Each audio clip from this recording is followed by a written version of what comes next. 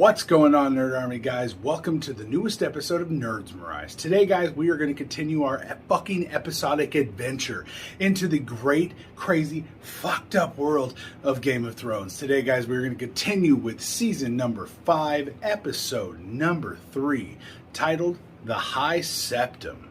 Now, guys, this episode is extra fucked up, so let's get right into it. So we meet back up with Arya at the House of Black and White, where she has been for quite some time now, and she's sweeping the fucking floor. And this shit is bullcrap. She traveled fucking forever to get here. This is horse shit. She goes to Jaqen to bitch and complain. Jaqen says, you know what, you gotta serve everyone, and that's what everyone else has to do. So then we're on our way in a caravan, on our way to Tommen and Marjorie's wedding. So Cersei's sitting in her little box of pissy bitchness, and she's just watching everyone dote upon Marjorie because she's so sweet to the poor people and everyone loves her, and Cersei's just like, fuck these peasant motherfuckers. So they end up going to the church, getting married, and then the two youngsters go and have a good fuck.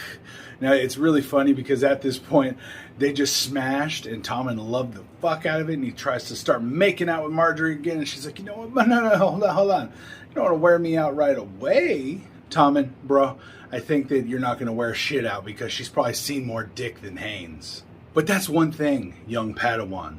Tommen, listen to me, bro. Don't worry about it. It can't run away now. You married it. It's yours. Tommen goes to his mom after a fuel of emotion and jizz and Marjorie's sweet, sweet vagina. He goes and visits with his mommy, where he tells her, you know what, mommy, I know how much you love Castle Rock. Why don't you go fucking live there?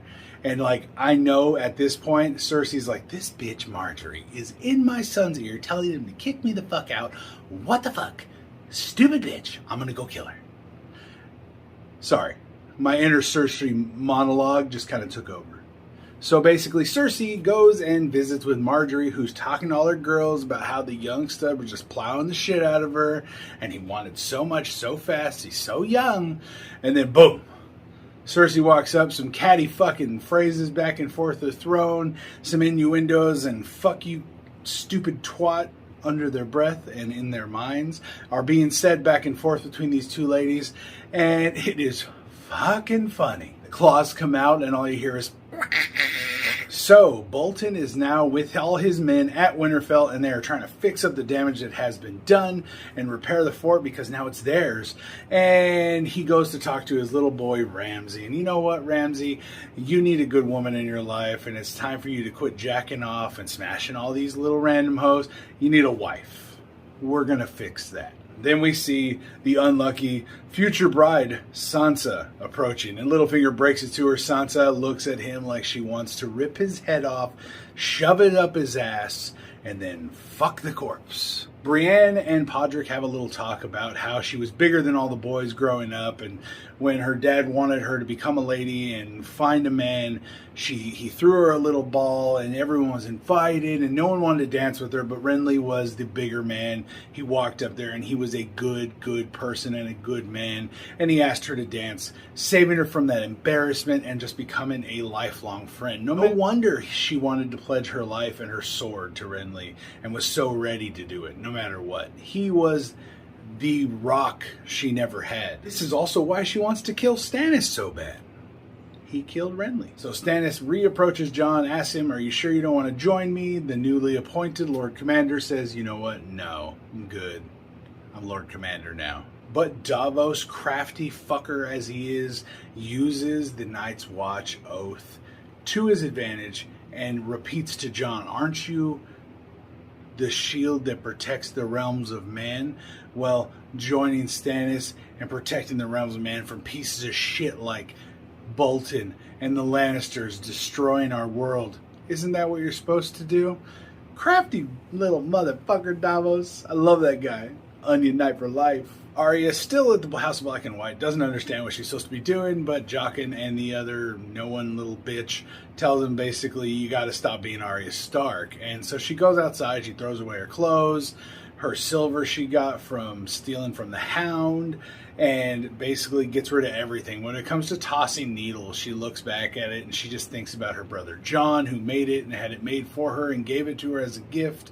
She cannot toss it, so she hides it in some rocks along the water line, which I understand. Everything else can be replaced, but needles, a one-in-a-lifetime handmade blade, personally from her brother. That's something near and dear. Don't get rid of that.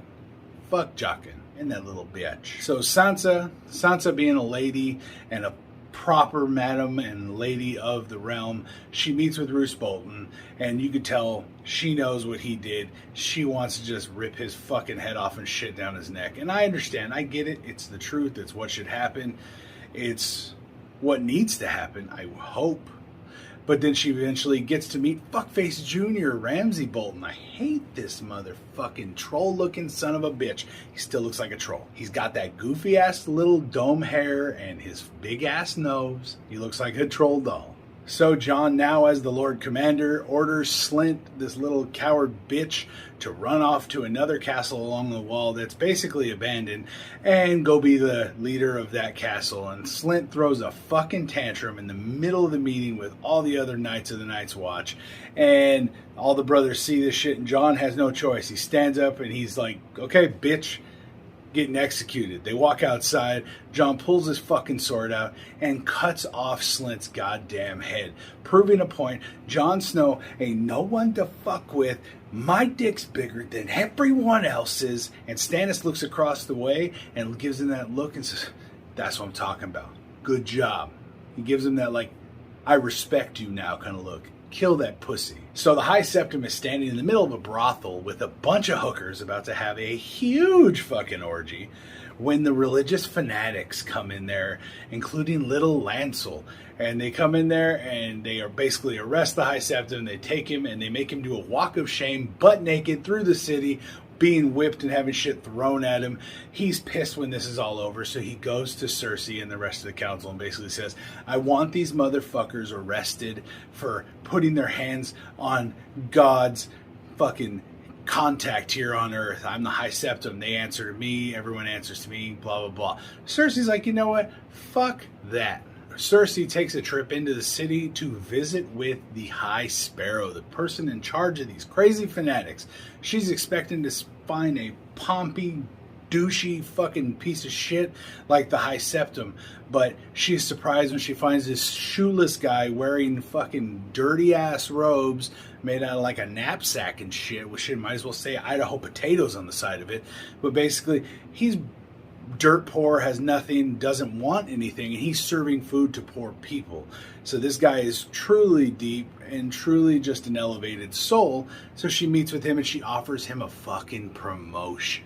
So then we go back into the castle and we visit with Qyburn, who's writing a letter for Cersei, and he's in charge of the Whispers. He's trying to find out some information for her and get everything he needs lined up. But in the background, we see the Mountain's big dead or undead ass on the table with a blanket completely covering him like he's a fucking dead body. But we see a motherfucker twitch. He's a fucking zombie. So Ramsay Bolton confronts Littlefinger. He received a message from Cersei addressed to Littlefinger, but he didn't give a fuck. He read it anyways, and he kind of gives him a warning. Watch who you're dealing with. You don't know what's really going on. And gives him the message, and yeah, it's douchey, but fuck Littlefinger. I hate Bolton, but I hate him too. So then we see Varys and Tyrion at a local brothel, getting some drinks, chatting up some ladies. Obviously, Tyrion is excited. He's at home. He's getting drunk. And then Tyrion is fucking dwarf-napped by Jorah fucking Mormont. And that's where we end. But guys, this episode was phenomenal. Shit is ramping up. Shit is going down.